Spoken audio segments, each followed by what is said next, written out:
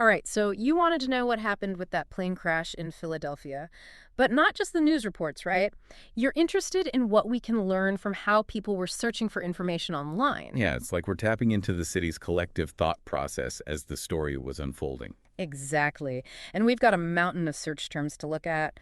Some of them, I have to admit, are a little strange. Like right away, we see pediatric showing up a lot. It's one of the top searches, even before people knew the basic facts of what even happened. Huh. That's interesting, isn't it? It seems like even before they knew any details, people were already thinking about a child maybe being involved. Yeah, and that makes me wonder, did that maybe influence how the news was first reported? We'll have to look at that a little bit later. But first, let's figure out some of the basics. We know a plane crashed in Philadelphia, but what kind of plane was it?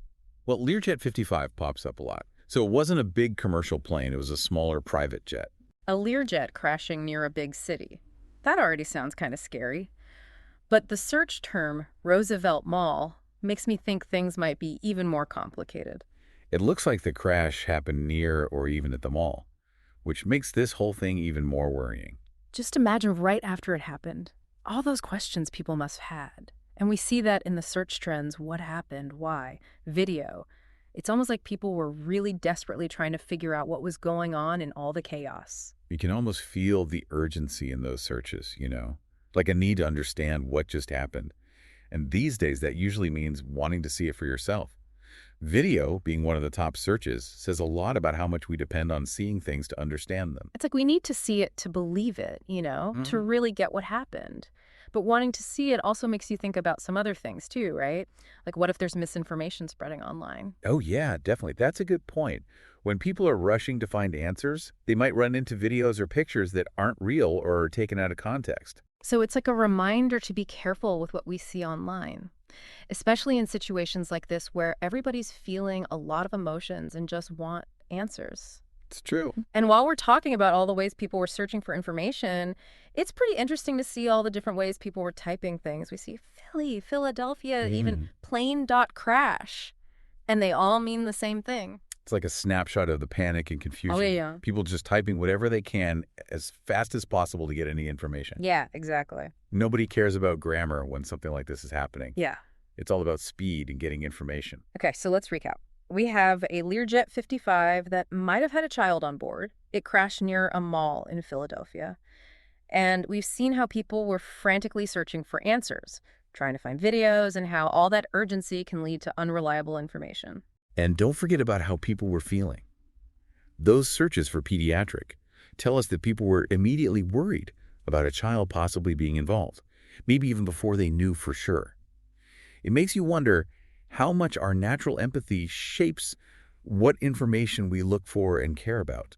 That's a great point. It's not just about the facts of the crash. It's about how those facts make us feel. And that's something we'll definitely talk more about as we get deeper into this whole thing and what happened afterwards. Absolutely. Yeah. For sure. It's interesting, as we're putting all these search terms together, I'm really struck by how quickly people went from searching about the crash itself to the response. Yeah. Like Philadelphia News, emergency resources, Philadelphia Fire, those all start trending right away.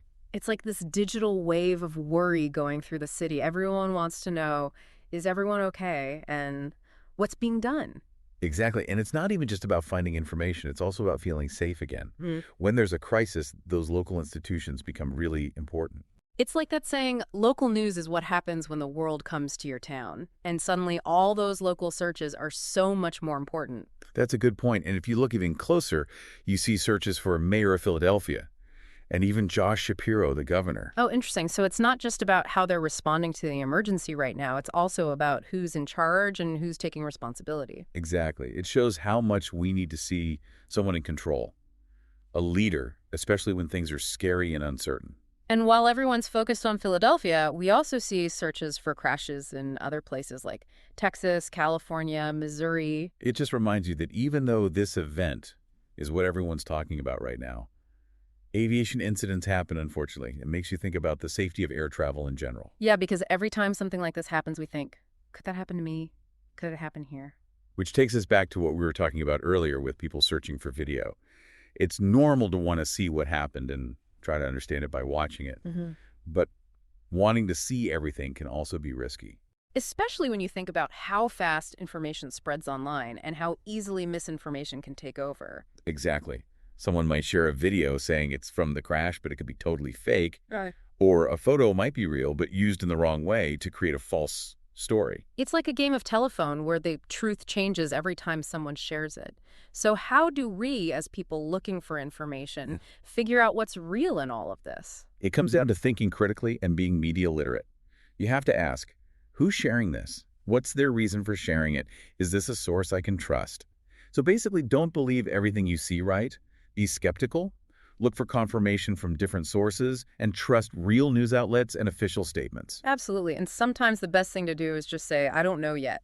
It's better to wait for real information than to accidentally spread rumors and wrong information. Okay, so we've talked about why people want to see things and how important it is to think critically and be careful of misinformation.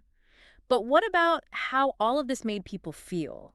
We keep coming back to those searches for pediatric, the thought of a child being on the plane. That's a good point.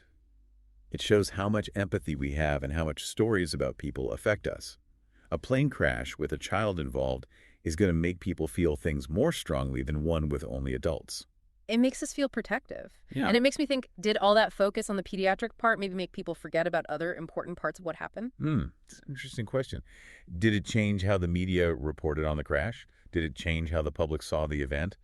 We don't know for sure, but it's something to think about when we look at the bigger story. It reminds us that even in a world full of data, our emotions still control how we see and understand information. And we can't forget that when we're trying to understand the real impact of something like this. You know, what's really interesting to me is that this whole conversation, this deep dive into these search trends, has been about more than just a plane crash. It's about understanding how we as a society react to things like this in the digital age. Yeah, it's almost like a study of how people look for information, all the anxiety, hope, and questions that come up when something like this happens. Wow, it feels like we've uncovered a lot already. From that initial shock and everyone trying to figure out what happened to all the worry for the people involved and looking to see who's in charge. Yeah, you're right. It really shows how these search trends give us a peek into something much deeper than just words. We're actually seeing the human side of a crisis as it's happening. And it's bigger than just this one event, isn't it? It kind of shows a pattern in how we all deal with information these days. Absolutely. We're constantly getting hit with news from everywhere. And our first instinct is to go to those search bars and try to make sense of it all. Yeah. But like we've seen, having all that information instantly can be good and bad. It's up to us to be smart about it and think critically about what we're seeing and reading online. Couldn't agree more. You have to remember that not every source is trustworthy. And sometimes the best thing is to just admit that we don't have all the answers yet. So a lot of what we talked about today comes down to being media literate, right? Knowing the difference between facts and guesses, being aware of biases, and knowing how to check if something's true before sharing it. It's a really important skill to have nowadays, especially online. And it's something we should all be working on no matter how old we are or how good we are with technology. So what does all this mean for you listening? What can you take away from our deep dive into the searches about the Philadelphia plane crash? Well, I hope it makes you think more about the information you see around you, to be a little skeptical of the news, to ask questions, and to always try to see things from different perspectives. And to remember that behind all those searches and data points are real people with real feelings. Empathy and understanding are just as important as knowing the facts when we're trying to figure out complicated situations. That's right. It's about recognizing that human element that's part of everything. So next time you see breaking news happening online, take a second to think about those search trends. Think about what they tell us, not just about the event itself, but about how people are reacting, what questions they have, and how they're feeling. If we approach information with both curiosity and a critical mind, we can better understand the world around us and understand where we fit in. And that's what the deep dive is all about, helping you connect the dots, uncover hidden layers, and get a deeper understanding of the stories shaping our world. Thanks for joining us for this deep dive. We'll see you next time. Today is your lucky day. Today is the day that our $3 website works for you, paying you directly to your PayPal daily. Imagine $3 ongoing continuous payments to your PayPal account. Imagine falling asleep and waking up to $300 in your PayPal account. How would this make you feel? How could this help you? What bills could you pay? What kind of fun could you have? What does that retirement look like now? All for a one-time payment of $3. This website is DFY done for you, fully built and completely hosted, and never stops collecting payments for you. You have spent $3 on coffee on a regular, but that coffee won't help you create multiple streams of income. Click the link below.